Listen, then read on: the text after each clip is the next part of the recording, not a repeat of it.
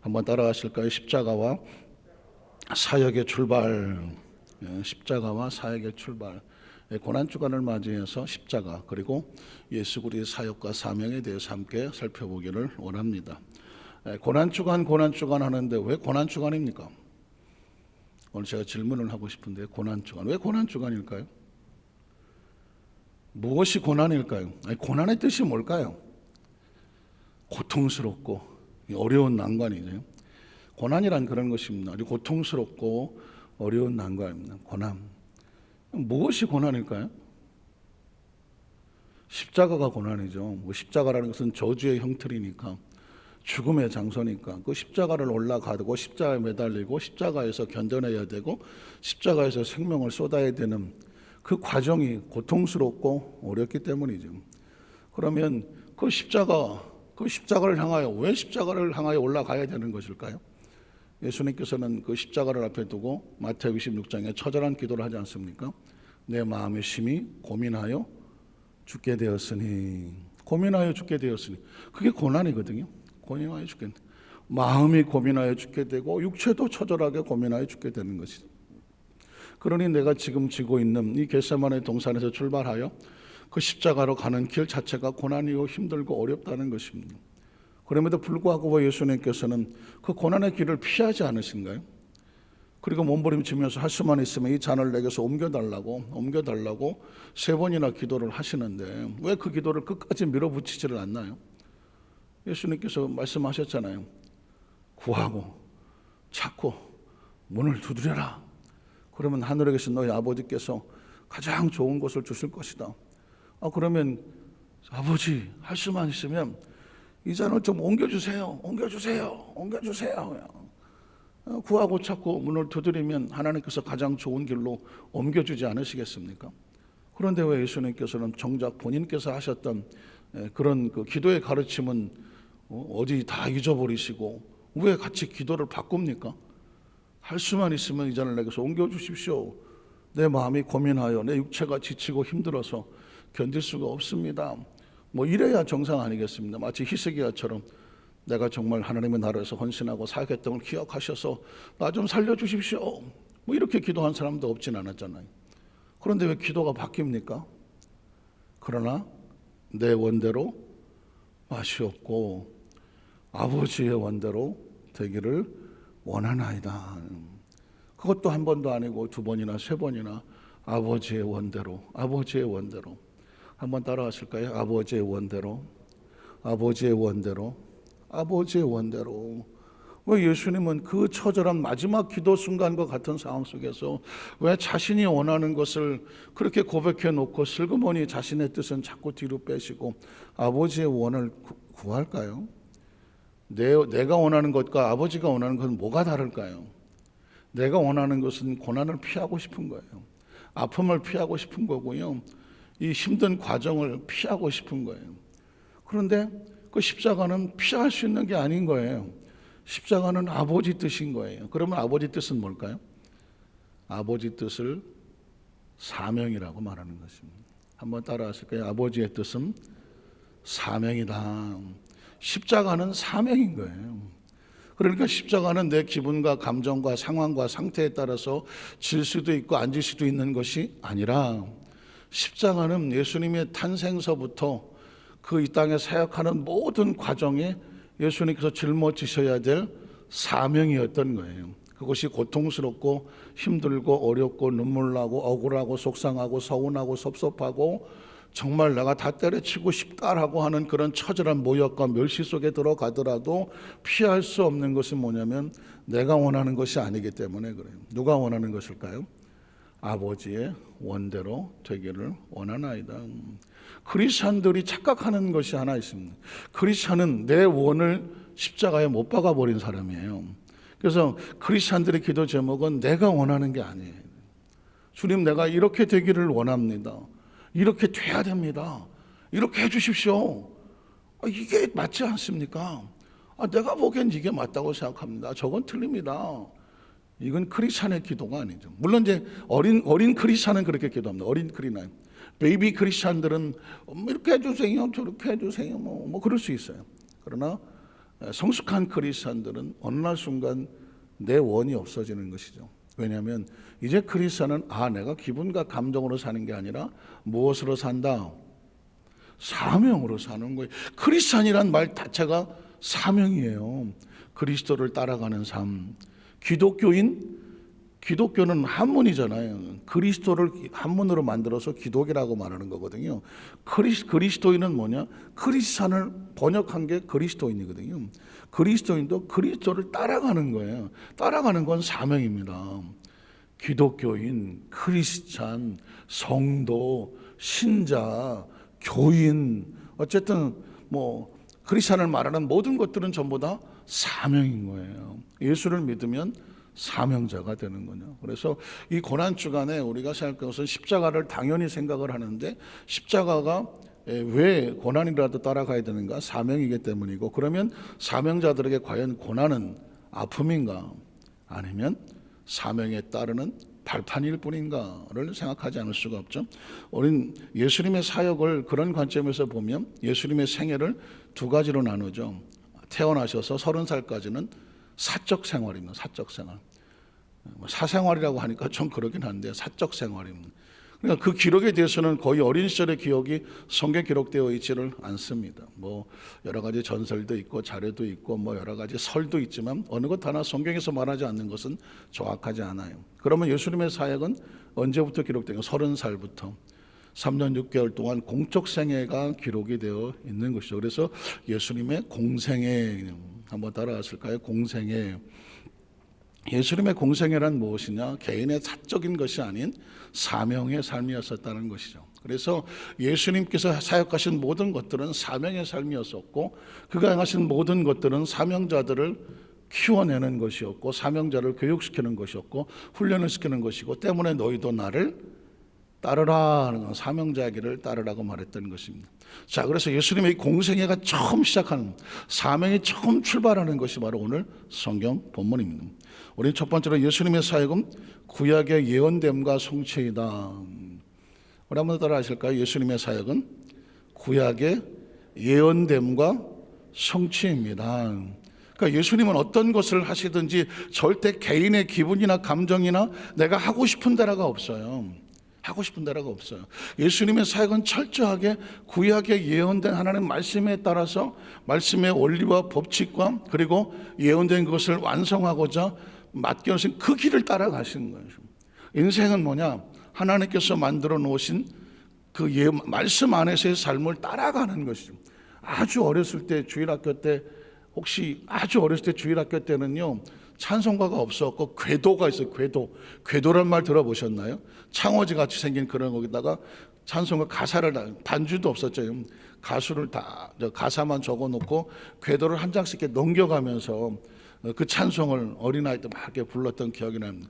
그때 아주 어렸을 때에 이제 마지막으로 나갈 때 불렀던 찬송이 뭐냐면 주의 발자취를 쫓아, 또 주의 발자취를 따라, 이런 표현을 상당히 어려운 말이었는데 지금 생각하니까 우리가 어렸을 때 불렀던 것이 주의 발자취를 따라가는 어린이, 주의 발자취를 쫓아가는 어린이, 그런 찬송을 불렀던 기억이 납니다.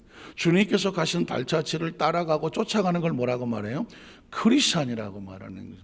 우리의 삶은 예수님의 말씀을 배우고 또 성경을 알아갈수록 내가 어떻게 살아가야 되는지 방향이 정해지는 거예요. 어떻게 살아가야 되지?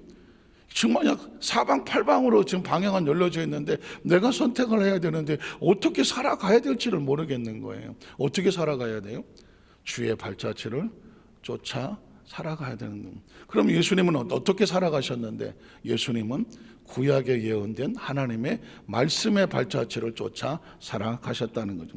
누가복음 4장 16절을 보면 예수께서 그 자라나신 곳 나사렛에 이르사, 참 재밌는 사실, 예수님은 어디서 태어나셨죠?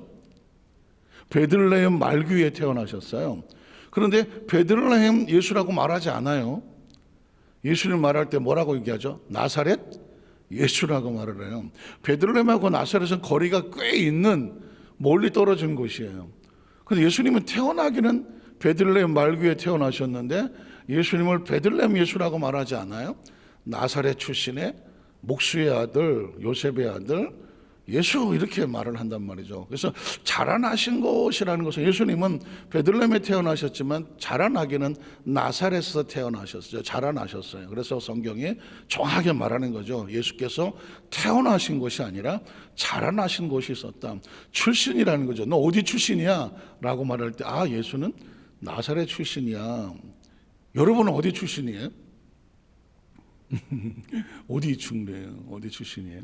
제가 어제 이제 어느 교회, 이 지역의 어느 교회 이제 그 교회에서 장로 장립을 하느라고 두 분의 이제 장로 대상이신 분을 이제 그 고시를 교육을 시켰어요. 이제 교육을 시키면서 제가 성령론 강의를 이제 했는데 한번 물었어요. 혹시 순복음의 뜻을 아십니까?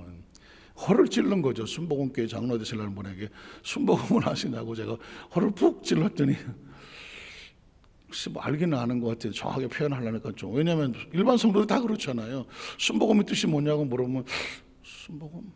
우리 여기도 순복 안산교회인데 그래도 순복음 그러면 갑자기 대답하기가 막 어렵잖아요. 근데 우리는 순복음 출신이라고 해야 되거든요. 왜 장로교도 있고 감리교도 있고 뭐 성결교, 포스케어, 뭐 복음교단, 뭐 나사렛, 뭐 그리스도교, 뭐 교단이 많이 있잖아요. 구세군도 있고 하는데 왜 우리는 순복음인가? 순복음이라고 하는 것은 거기에 출신이 담겨져 있는 거죠. 순복음은 순자는 오순절 순자를 쓰는 거거든요. 오순절은 뭐예요? 성령이 강림하셔서 교회를 세우는 것이거든요. 그래서 교회의 출발은 사도행전 2장 1절로 4절에 성령 세례가 임하면서 교회가 탄생한 초대교회가 출발을 한단 말이죠. 그래서 우리 순복음은 어디서 출발하냐면 바로 사도행전 2장 1절로 4절에 성령 세례와 함께 성령의 역사를 나타 교회가 뻗어나가고 선교하는 성령 운동을 하는 교회가 바로 순복음 교단이에요. 그래서 장로교는 뭐예요? 장로교는 교회 시스템이에요. 원로들에 의해서 교회가 운영이 된다. 그게 중심이 되기 때문에 장로교회라는 표현, 원래는 이제 원로교회란 말을 써야 되는데 그런 표현이 되는 거. 감리교회는 어떤 신앙적인 어떤 교리, 성결교회, 또 침례교회, 각 그 출신들이 있잖아요. 교단 이름은 사실은 어떤 것을 더 추구하는 데는 출신과 같아요. 그래서 우리가 순복음교회라고 하면 순복음이 뭐냐? 뭐 너네만 진짜 순수한 복음이냐?가 아니라 오순절 순자를 써서 우리는 성령 운동을 하는 성령복음이고, 그래서 우리는 늘 기도하면 성령님 인정합니다, 환영합니다, 모셔드립니다. 바람같이 불같이 생수같이 성령 동행하여 주시고 이 시간도 우리 파라클레토스 성령 우리와 함께 해주심을 믿습니다. 이렇게 표현하는 이유는 뭐냐면 우리는 항상 성령님을 의식하고 성령님과 동행하고, 여러분이 필사를 하는 것도 성령님과 함께 쓰는 필사, 이런 표현을 쓰는 것은 뭐냐면 우리는 항상 우리가 믿는 신앙의 출신이 어디다라는 것을 기억을 꼭 하실 필요가 있다는 것. 그래서 우리 예수님께서는 그 자라나신 곳이 나사렛이다 이런 표현을 썼다면 우리는 영적인 우리의 출신은 뭐죠? 성령님의 역사하시는 성령운동 하는 거다. 안식일은 늘 아시던 대로 회당에 들어가서 성경을 읽으려고 서셨다. 그 당시 성경은 신약이 없었겠죠. 그 당시 성경은 구약밖에 없었습니다. 예수님은 사역은 그럼에도 불구하고 자신이 어떤 새로운 것을 주장하려고 하는 것이 아니었습니다. 예수님은 그 시대 사람들에게 성경에 있는 그대로 그것을 인용을 하면서 예수님 메시아인 것을 성경에 근거해서 나타내시려고 하셨다는 것이죠. 자, 그 다음 절에 보면 선지자 이사야 글을 들었다는, 이사야라고 하는 선지자는 구약 성경 속에서 아주 유명한 선지자인데 그리스도 메시아에 대한 예언으로 유명한 것입니다. 이사야 선지자는 여러분 기억하시는 것처럼 이사야 53장에 고난받는 그리스도, 그래서 그 메시아가 어떻게 양으로 와서 고난을 당하시고 채찍에 맞으시고 징계를 받으시고 그 짊어지시고 하는 예수님의 고난당한 메시아에 대한 이 부분이 가장 많이 기록되는 것이 바로 이사야거든요. 어쩌면 재미있는 사실은 이 의도적인, 예수님께서 의도적으로 이 부분을 찾아서 여기에 구약에 예언된 메시아, 어린 양과 제물로 오신 메시아가 자신인 것을 드러내려고 하시는 것을 볼 수 있습니다. 자, 두 번째로 그래서 예수님의 사역의 내용을 한번 찾아보도록 하는 것입니다. 자, 그러면 십자가는 고난이라고 말했고 고난은 사명이라고 말했거든요. 자, 그러면은 예수님께서 이미 출발할 때 예수님의 사역은 뭐다? 사명을 선포하면서 십자가는 이걸 위해서 지는 거다. 십자가가 그냥 고난과 아픔만이 아니라 십자가는 사명인데 이 사명의 구체적인 내용은 뭐냐? 메시아는 이 사역을 하실 거다라는 것이 선포되는 것이 누가복음 4장 18절입니다. 그러니까 여러분이 꼭 기억하셔야 될 것은 누가복음 4장 18절은 예수님의 사역의 출발의 첫 선언. 자, 뭐라고 선언하셨을까요? 첫 선언은 이렇습니다. 주의 성령이 내게 임하셨으니. 사실은 이것도 이사야 61장에서 나오는 거예요. 그러니까 예수님은 어떤 사역을 하시든 어떤 말씀을 하시더라도 항상 구약의 어떤 예언된 것을 근거로 해서 그 근거가 오늘날 우리에게 어떻게 역사가 되는지를 갖다가 말씀을 선포하시는, 아까도 말씀드렸죠. 예수님은 하나님의 말씀을 발자취를 쫓아서 움직이셨지 자신이 오늘은 여기 가자 내일은 저기 가자 기분과 감정대로 움직이지 않았다는 것입니다. 그래서 크리스찬들은 아까 제가 어렸을 때 불렀던 찬양을 얘기했죠. 우리도 마찬가지. 이 크리스찬은 어떻게 살아가느냐? 예수님의 발자취를 쫓아가는 것입니다. 예수님의 발자취는 어떻게 하느냐? 성경을 통해서 아는 것이거든요. 자, 그럼 예수님께서는 지금 십자가의 고난을 당하시는 고난 주간에 묵상하는 첫 출발은 이 사역을 위해서 예수님은 사역을 출발 선언했다는 겁니다. 자, 주의 성령이 내게 임하셨으니 이것도 때가 마찬가지죠. 예수님이 어떤 사역을 할 때 자신의 마음과 생각으로 하는 것이 아니라 성령님과 함께 동행하시는 것이죠. 기억하십니까? 저는 그래서 개인적으로 제가 늘 말씀을 품는 게 마태복음 12장 28절인데 내가 하나님의 성령의 능력을 힘입어서, 예수님 자신도 하나님의 성령의 능력을 힘입어서 귀신을 쫓아내면, 악한 영에 쫓아내면 이미 너희 가운데 하나님의 나라가 임하였느니라. 그러니까 예수님 자신도 내가 하는 모든 사역은 성령님과 함께 동행하는 거다. 자, 주의 성령이 내게 임하셨으니 그 다음 이는 가난한 자에게 복음을 전하게 하시려고. 이제 예수님의 사역, 가난한 자에게 복음이 뭐예요? 비어진 것이 채워주는 것이죠. 가난이 왜 힘들어요? 제가 창세기 수요 강해를 할 때에 주제가 생명이거든요. 주제가 생명이거든요. 자, 오늘 예수님의 사역을 가만히 보면 주제가 생명일 수밖에 없는 게, 가난이 왜 힘들어요? 가난 자체가 어느 정도는 모르겠지만 그 궁핍해지면 생명이 위협한 거예요. 생명이 안전하지 않기 때문에 가난에 있는 거거든요. 그 가난한 자에게 복음이 뭐예요? 생명이 안전해지도록 필요한 것이 공급되어 채워지는 거예요. 예수님의 사역은 그래서 가난하고 비어진 것을 채우는 복음이 뭐죠? 기쁨의 소식인 거죠. 이건 굉장히 중요한 거예요. 아니, 예수 믿고 뭐 잘 살아야 되나? 뭐 먹고 무슨 복을 받아야 되나? 우리는 그런 얘기가 아니라 생명의 안전에 대한 이야기를 하는 것입니다. 생명을 위협하는 가난함으로부터 기쁨으로 채워지는 소식을 전하게 하시고, 또 예수님께서 성령이 내게 기름을 부으시고, 예수님은 그의 사역하는 것에 철저하게 성령님과 동행하는 거죠. 내게 기름을 부으시고, 그 다음에 나를 보내사, 스스로 예수님께서 자신이 온 것이 아니라 하나님께서 보내신 사명자임을 고백하고 있고, 포로된 자에게 자유. 포로가 왜 힘들어요? 포로는 감옥에 갇혔든 어디 수용소에 갇혔든 간에 자유를 잃어버렸습니다. 자유를 잃어버린 게 뭐가 힘들어요? 생명은 자유를 잃어버리면 살아갈 수가 없어요. 포로도 생명을 위험하는 거예요. 그러니까 가난에서 왜 나와야 되느냐? 생명의 안전을 위해서. 포로에서 왜 나와야 돼요? 생명의 안전을 위해서. 생명은 자유해야 되니까. 눈먼 자에게 다시, 눈먼 게 왜 힘들어요? 안 보이니까. 안 보이는 게 왜 힘들어요? 생명이 안전하지 않아요. 우리한테 있는 모든 신체에 좋은 감각들과 모든 기능들은 생명을 안전하게 하려고 있는 감각들이거든요.